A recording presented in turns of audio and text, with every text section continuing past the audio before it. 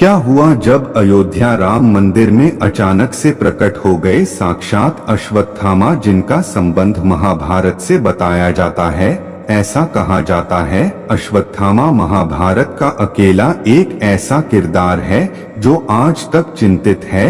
आज भी कई जगह पर अश्वत्थामा के जीवित देखे जाने के दावे किए जाते हैं, जिसे भगवान श्री कृष्ण ने श्राप दिया था कि वह कलयुग के अंत तक इधर उधर भटकता रहेगा। लेकिन अभी एक ऐसा चमत्कार देखा गया है जहां कई लोगों ने दावा किया है कि उन्होंने अश्वत्थामा को अयोध्या राम मंदिर में देखा है। लेकिन किस रूप में, वह सच्चाई जानकर आपके भी रोंगटे खड़े हो जाएंगे। पहले अगर आप एक सच्चे राम भक्त हैं तो वीडियो को लाइक करके कमेंट बॉक्स में जय श्री राम जरूर लिखें। जैसे कि हम सभी लोग जानते हैं कि 22 जनवरी 2024 के दिन अयोध्या में राम मंदिर का उद्घाटन समारोह था। आरोप में देश की काफी सारी हस्तियां भी शामिल हुई थी। इस दिन रामलला की मूर्ति को गर्भगृह में बढ़ेगी धूमधाम और मंत्रोच्चारण के साथ विराजमान किया गया। यह दिन लोगों को सदियों तक याद रहने वाला है। लेकिन इन दिनों एक बड़ी खबर सामने आई है जो किसी चमत्कार से कम नहीं है। इस चमत्कार को देखते हुए तो ऐसा ही लग रहा है कि प्रभु श्री राम साक्षात गर्भगृह में जानने के लिए हमारे साथ वीडियो में अंत तक बने रहे। अयोध्या राम मंदिर में प्रभु श्री राम की मूर्ति को जिसने बनाया है, उन मूर्तिकार का नाम अरुण योगीराज। पूरे 7 महीने की मेहनत के बाद प्रभु श्री राम की मूर्ति को अरुण योगीराज ने बनाया है। इसका मतलब अरुण योगीराज पूरे 7 महीने से प्रभु श्री राम की प्रतिमा के साथ थे। हालांकि प्राण प्रतिष्ठा के बाद अब अरुण योगीराज अपने हाथों से बनाई हुई प्रभु श्री राम की प्रतिमा को पहचान नहीं पा रहे हैं। योगीराज को लगता है कि प्रतिमा में जरूर कुछ चमत्कार हुआ है। जैसे गर्भगृह में प्रतिमा को स्थापित किया गया, वैसे ही प्रतिमा की आभा में बदलाव हुआ और अब प्रतिमा में कुछ अलग दिख रहा है। प्रतिमा का तेज पहले से काफी अधिक बढ़ गया है। योगीराज ने कहा कि वह खुद भी इस चमत्कार से हैरान हैं। उनका मानना है कि यह चमत्कार रामलला की कृपा से हुआ है। प्रभु श्री राम गर्भगृह में साक्षात विराजमान हो चुके हैं। तो दोस्त, तो नीचे कमेंट करें कि आप अयोध्या रामलला के दर्शन करने जा रही है। लेकिन सबसे बड़ा सवाल यह है कि अश्वत्थामा आखिर किस तरह से राम मंदिर में प्रकट हुए, जानकर आपके भी होश उड़ जाएंगे। 23 जनवरी 2024 से राम मंदिर आम श्रद्धालुओं के लिए खोल दिया है। लाखों भक्तों की भीड़ जमा हो गई। अयोध्या का माहौल बन गया। लेकिन प्रभु श्री राम की कृपा ऐसी हुई कि सभी भक्तों ने रामलला के बहुत अच्छी तरह से दर्शन किए। पहले दिन तकरीबन 5 से 7 लाख श्रद्धालुओं ने रामलला के दर्शन किए। लेकिन 24 जनवरी को कुछ ऐसा हुआ जिसे इतिहास कभी भुला नहीं पाएगा। सौरभ नाम के दर्शनार्थी ने हमें बताया कि वह प्रातः काल सुबह जल्दी राम मंदिर पहुंच गए ताकि वह जल्दी से जल्दी रामलला के दर्शन कर सकें। लेकिन उस समय भी वहां पर काफी भीड़ मौजूद थी, तो हम भीड़ में लगातार आगे बढ़ते जा रहे थे। सौरभ ने हमें बताया सभी भक्तों के मन में बहुत उत्साह था। सभी जय श्री राम के जयकारे लगा रहे थे। लेकिन तभी मेरी नजर एक ऐसे दिव्य साधु के ऊपर पड़ी जिनकी आभा बहुत चमत्कारिक थी, लेकिन उनकी उम्र बहुत ज्यादा लग रही थी। फिर भी उनके मन में जबरदस्त उत्साह था। वह श्री राम के दर्शन करना चाहते थे और जैसे तैसे लाठी के सहारे आगे बढ़ते जा रहे थे। मेरी नजर काफी समय से उनके ऊपर बनी हुई थी। उस दिन रामलला के दर्शन करने के लिए हम सभी को तकरीबन 4 से 5 घंटे लग गए। हमारे साथ साथ उन दिव्य साधु महाराज ने भी रामलला के बहुत अच्छी तरह से दर्शन किए। उनकी आंखों में बहुत आंसू थे, फूट फूट कर रो रहे थे और रामलला से प्रार्थना कर रहे थे। जिसके बाद अच्छी तरह से दर्शन करके हम सभी राम मंदिर के बाहर आ गए तो मेरी नजर अचानक से उन साधु महाराज पर अपनी लाठी टूट जाने की वजह से चढ़ाव पर गिर चुके थे। तब मैंने उन्हें संभाला, उन्हें सहारा दिया और उनसे पूछा कि आप इतनी बुजुर्ग अवस्था में भी आखिर इतना कैसे चल पाते हैं,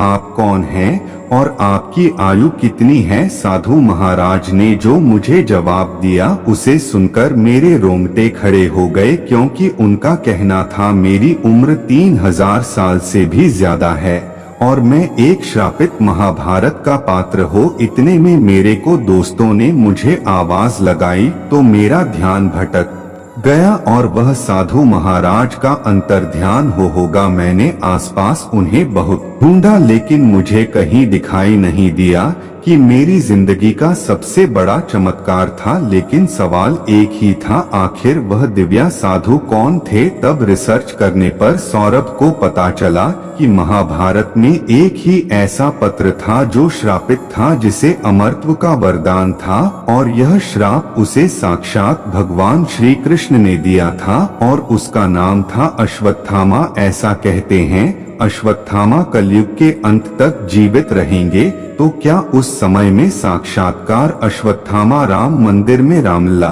के दर्शन करने के लिए आए थे। इस सवाल ने सभी को भ्रम में डाल दिया। लेकिन क्या जानते हैं भगवान श्री कृष्ण में अश्वत्थामा को श्राप क्यों दिया था। महाभारत के युद्ध की समाप्ति के बाद अश्वत्थामा ने पांडवों के पुत्रों का छल से वध किया था। पुत्र शोक में जब पांडवों ने श्री कृष्ण के साथ अश्वत्थामा का पीछा किया गया तो वे भाग गए। जब अर्जुन ने उनका पीछा न छोड़ा तब अश्वत्थामा ने अर्जुन पर ब्रह्मास्त्र चला दिया। उससे बचने के लिए अर्जुन ने भी ब्रह्मास्त्र का प्रयोग किया। तब महर्षि वेदव्यास के कहने पर अर्जुन ने अपना ब्रह्मास्त्र वापस लौटा लिया, लेकिन अश्वत्थामा को ब्रह्मास्त्र लौटाने का ज्ञान नहीं था। तब उन्होंने अपने अस्त्र की दिशा बदलकर अभिमन्यु की पत्नी उत्तरा के गर्भ की ओर कर दिया। क्रोधित होकर भगवान श्री कृष्ण ने अश्वत्थामा के माथे पर लगी मणि निकालना और कलयुग के अंत तक पृथ्वी पर भटकने का श्राप दिया। तब से अब तक अश्वत्थामा निरंतर पृथ्वी पर भटक रहे हैं, अर्थात हो सकता है का साक्षात अश्वत्थामा बुजुर्ग के रूप में रामलला के दर्शन करने, अपने किए गए पापों की क्षमा याचना करने उनके द्वारा पर आए को रोजाना एक के बाद एक चमत्कार अयोध्या राम मंदिर में देखे जा रहे हैं। आ गया मैं चमत्कार आपको सुनाने जा रहे हैं, जिसमें किस प्रकार एक 80 साल के बुजुर्ग महिला पर पुनः चमत्कारिक रूप से उन्हें प्राप्त हो गया। दरअसल राम मंदिर ट्रस्ट ने प्राण प्रतिष्ठा में जिन लोगों को आमंत्रित किया था उनमें से एक श्रीधर अपनी पत्नी, बेटे और बहू के साथ कार्यक्रम में शामिल होने आए थे। प्राण प्रतिष्ठा कार्यक्रम समाप्त होने के बाद श्रीधर की पत्नी जानकी, जिनकी उम्र लगभग 80 वर्ष बताई जा रही है, श्री राम जी का दर्शन करने के लिए गर्भगृह में प्रवेश कर रही थी। तभी उनका बैग खो गया, जिसके बाद ही बुजुर्ग महिला ने रामलला के दर्शन करने का निर्णय लिया और वहां पर मौजूद सुरक्षाकर्मी से मदद मांगी। सुरक्षाकर्मी ने वृद्ध जानकी देवी को गर्भ तक पहुंचा दिया, जिसके बाद प्रभु राम की भक्ति में महिला लीन हो गई और प्रभु राम से अपने बैग के लिए प्रार्थना की। राम मंदिर ट्रस्ट के मुताबिक महिला के बैग में 550 रुपए और आधार कार्ड के साथ अन्य सामान थे, लेकिन महिला ने पैसे की फिक्र न करते हुए पहले रामलला के दर्शन करने का फैसला किया। अब आपके मन में यह सवाल चल रहा होगा कि महिला को कैसे मिला। प्राण प्रतिष्ठा कार्यक्रम में उत्तराखंड के हरिद्वार के प्रेम आनंद जी महाराज शामिल हुए थे। उनके झोली में वृद्ध महिला का बैग गिर गया। इसके बाद जब प्रेमानंद महाराज अपने आश्रम पहुँचे तो उन्हें महिला के बैग जानकी यानी राम मंदिर में खोया हुआ बैग अयोध्या से 680 किमी दूर हरिद्वार में मिला। इस घटना के बाद लोगों में चर्चा शुरू हो गई है कि राम मंदिर की स्थापना के बाद राम राज्य वापस जा रहा है।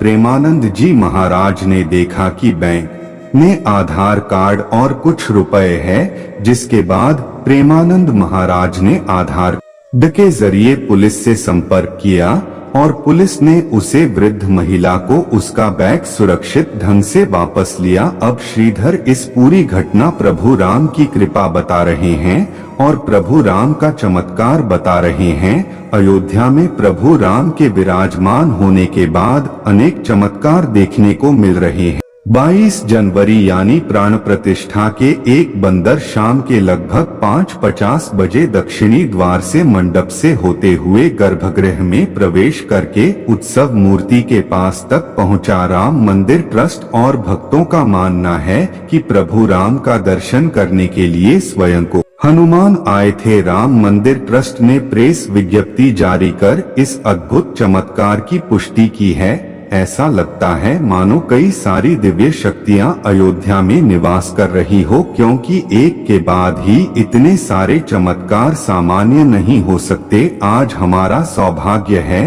कि हम राम मंदिर को बनता हुआ आंखों से देख पाए हैं, प्राण प्रतिष्ठा का समारोह अपनी आंखों से देख पाए हैं। लेकिन इस राम मंदिर के बनने के पीछे कई कट्टर हिंदुओं साधु संतों का बलिदान छुपा हुआ है, जिन्हें हम कभी भुला नहीं सकते। आप नीचे कमेंट बॉक्स में उन्हें श्रद्धांजलि जरूर दीजिएगा। वीडियो पसंद आई हो तो लाइक करें, साथ ही रोजाना ऐसी सत्य और चमत्कारी घटनाएं देखने के लिए हमारे चैनल को सब्सक्राइब करके बेल आइकन को प्रेस करें। अभी के लिए आप सभी को जय श्री राम, हर हर महादेव।